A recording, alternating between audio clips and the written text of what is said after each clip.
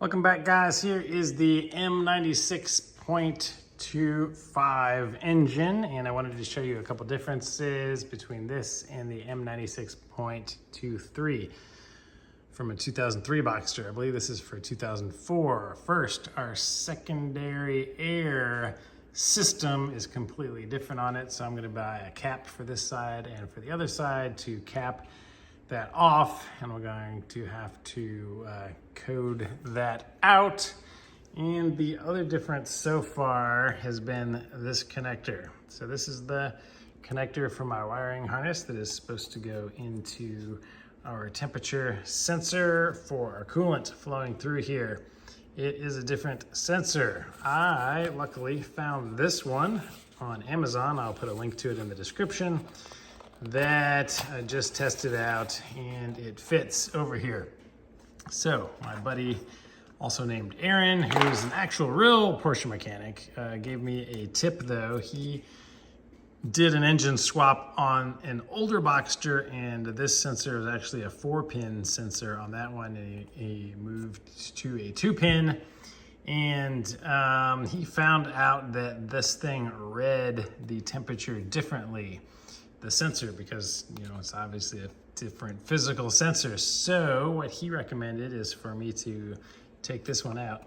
I've never even taken it out. I assume you just push this and it comes out, but I don't know. We'll figure that out in a minute.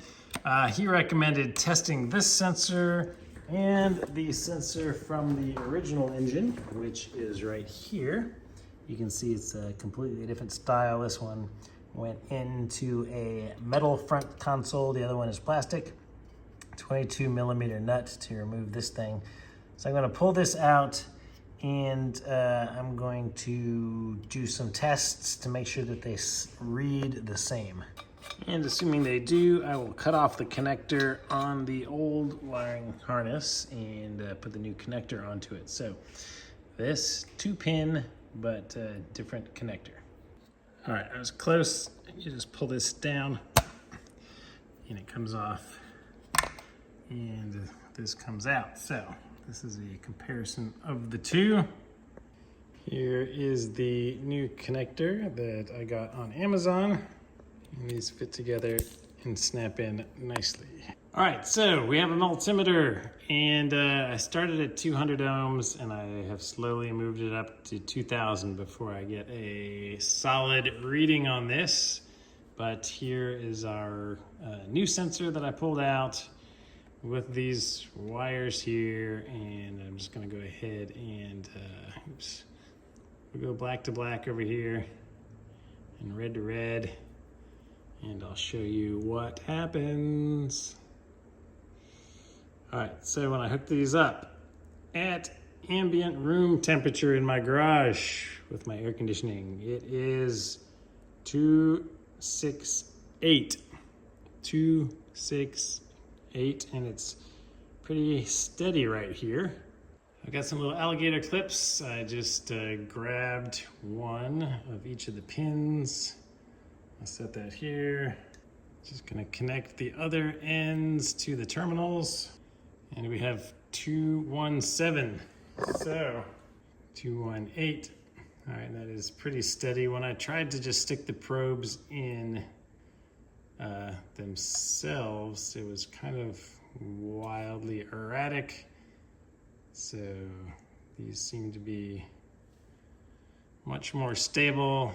What happens if I hold the sensor to heat it up? This number starts dropping. Look at that. Yeah.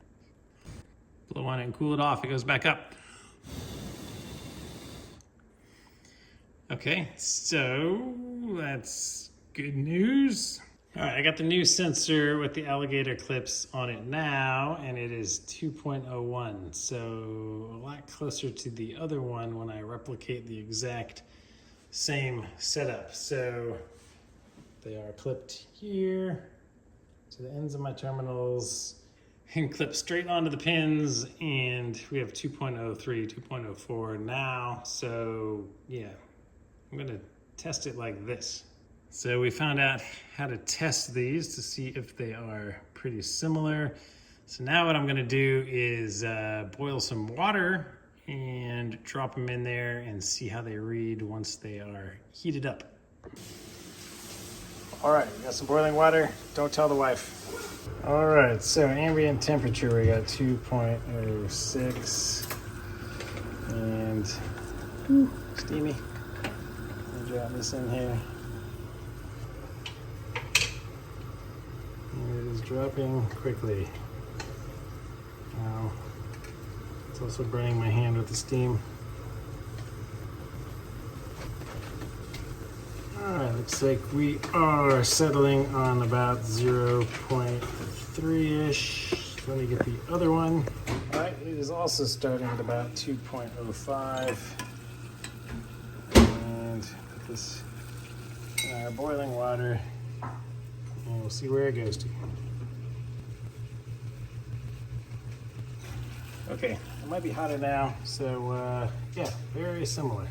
All right, guys, I think that fairly conclusively proves that we can use this new sensor with our new plug on the old wiring harness, and it should read the same values on the dash as our old one. And I don't think it matters, but on the new connector, the flat side on the bottom has the red wire coming out.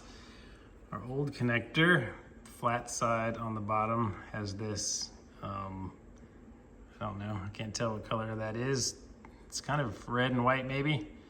And I don't know, the other one is bluish. So the red one on the bottom, I'll splice into my red one on the new one.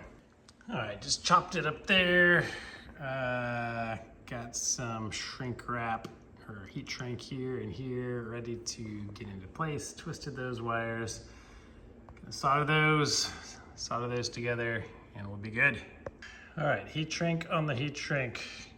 Can't even tell that it was messed with now. All right, we got our connector back.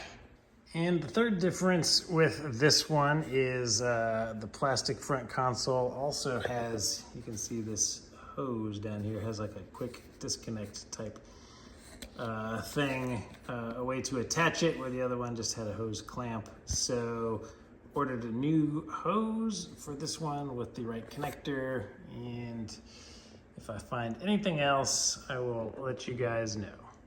Hope that was helpful, guys. Please subscribe to the channel, give the video a thumbs up, and keep watching, and lots of more cool Boxster engine content coming. Hope you've been following along with the broken Boxster battle.